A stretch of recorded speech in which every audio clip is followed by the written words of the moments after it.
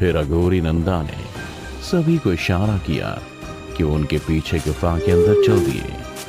पर इससे पहले कि सभी अंदर जाते, तभी कहीं दूर से मल्लिका की आवाज आई। रुक जाओ सभी और दूर हट जाओ उस अघोरी से। ये कोई अघोरी नहीं बल्कि बहरूपिया नर पिशाच है। मल्लिका की आवाज सुन राघवन खुशी के मारे पीछे मुड़ता है, पर मल्लिका को किसी और के साथ घोड़े पर आगे बैठे हुए देखकर उसका चेहरा उतर जाता है। पर वक्त की नजाकत को देखते हुए मल्लिका की बात मान वो पहले सभी को अघोरी से दूर हटने का इशारा करता है, जिस पर अघोरी क्रोधित होकर कहता है, कौन है तू? इस तरह से मुझ पर लांछन लगा रही है? मुझे तो किसी राक्षसी प्रवृत्ति की लगती है। इसकी बात मत सुनो और चलो मेरे साथ अंदर, वहां तुम सुरक्षित रहोगे। अघोरी ने इतना कहा ही था कि मल्लिका के साथ बैठे उस आदमी ने तेजी से घोड़ा आगे बढ़ाया और अघोरी को चांदी के चाबुक से दागते हुए आगे निकल गया, जिसके बाद वो कराहते हुए अपने असली रूप में आ गया,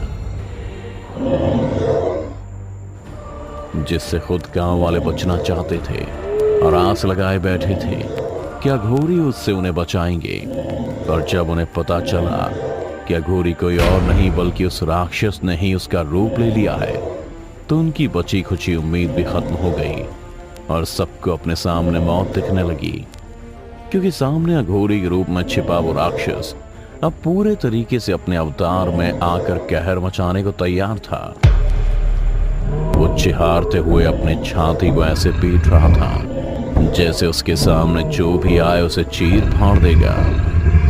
तभी मल्लिका के पीछे खड़ा वो इंसान नर पिशाच को देखते हुए हवा में अपना चाबुक लहराने लगा, जिस पर वो नर पिशाच गुस्से में लाल आगे बढ़ता है और एक आदमी को दबोचते हुए अंदर उस गुफा में भाग जाता है, जिस पर यशवंत चीखता है, राघवन, हमें अपने लोग बचा रहे होंगे, बताओ क्या करें? ये इसके बस की बात नहीं है, मैं संभालता हूं उसे। मैं भी चलूंगी तुम्हारी मदद के लिए। मल्लिका, कौन है ये जिस पर तुम्हें इतना भरोसा हो गया? ये है सुजान और इसने ही मुझे उस नर पिशाच से बचाया था। मल्लिका ने इसके साथ ये भी बताया कि किस तरह से नर पिशाच ने जानवर के हमले के बाद भगदड़ के बीच मल्लिका को उठा ले गया था और वो उसे मारने ही वाला था कि सुजान ने वहां पर पहुंच उसकी जान को बचाया। सुजान पास के ही गांव का है। पहले जहां इस राक्षस का कहर था और उस पर काबू कर उसे हमेशा हमेशा के लिए खत्म करने के लिए सुजान ने इस चाबुक को सिद्धि के जरिए बनाया था, पर वो राक्षस उसके शिकंजे से निकल इस गांव में आ गया। पर आज वो उसे खत्म कर हम सभी को आजादी दिला देगा। मल्लिका उसके बारे में सबको ऐसे बता रही थी जैसे वो इन सभी का रक्षक हो, पर राघवन को यह बिल्कुल भी अच्छा नहीं लग रहा था कि मल्लिका इस तरह से उसकी बातें कर रही है। फिर उसने पूरे गांव के बारे में सोचते हुए कहा, अगर ऐसा है तो जरूर सुजान ही कुछ करे, हम सब उसके साथ हैं। चलो सुजान, चलते हैं, आज उसे खत्म करना है। मल्लिका के इतना कहते ही सुजान अंदर चला जाता है और उसके पीछे पीछे मल्लिका, राघवन और यशवंत भी। अंदर जाने पर भी उन्हें वो राक्षस कहीं नहीं दिखा, तो बस गुफा की छत से लटके हुए चमगादड़ जो मशाल की रोशनी से दूर भाग रहे थे, उस राक्षस को ढूंढते ढूंढते सभी बहुत अंदर पहुंच गए थे, पर उन्हें वो कहीं नहीं दिख रहा था। पर जैसे ही वो थोड़ा और अंदर गए, उन्हें रास्ते में वही गांव वाला आदमी दिखा जो नर पिशाच से घायल होकर दर्द से तड़प रहा था। घायल को देख राघवन उसकी तरफ चले जा रहा था कि तभी सुजान ने उसे रोकते हुए कहा, ये अब उतना ही खतरनाक है जितना कि वो राक्षस। सभी को सुरक्षित रखने के लिए इसे खत्म करना होगा। इतना कहते ही सुजान ने अपने कमर से खंजर निकाला और सीने में धंसाकर उसके शरीर से उसकी जान को अलग कर दिया, जिसके बाद घायल हुआ वो शख्स राक्षस में बदल अपना दम तोड़ देता है। तभी गुफा के अंदर उस नर पिशाच की तेज खूंखार आवाज आती है, जिसे सुन सभी की सांसें अटक गई थी। तभी सुजान अपने चाबुक को राघवन की तरफ बढ़ाता है। ये तो मुझे क्यों दे रहे हो सुजान? राघवन, इसे मारना उतना आसान नहीं। बदले की आग में वर्षों की तपस्या के बाद बनाया वो नरपिशाच, इसीलिए उसे खत्म करने में मुझे तुम्हारा साथ चाहिए। तुम उसे इस चाबुक से काबू में लाना, उसी बीच में उसे खत्म कर दूंगा। चलो अब चलते हैं। सुजान, जो भी करना संभल के करना।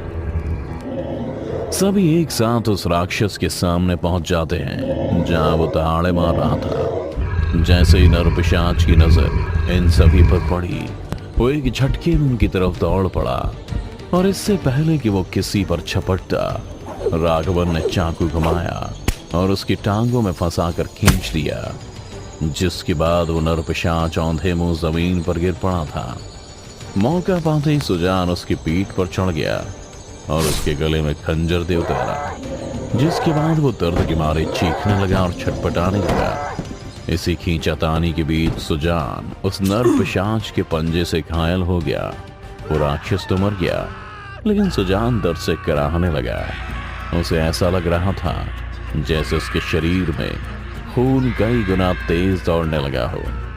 वो समझ गया था कि अब बहुत जल्द वो भी नरपिशाच बन जाएगा, इसलिए वो उन सभी से दूर हट जाता है और राघवन से कहता है, मार दो मुझे, नहीं तो मैं भी तुम सभी की मौत का कारण बन जाऊंगा।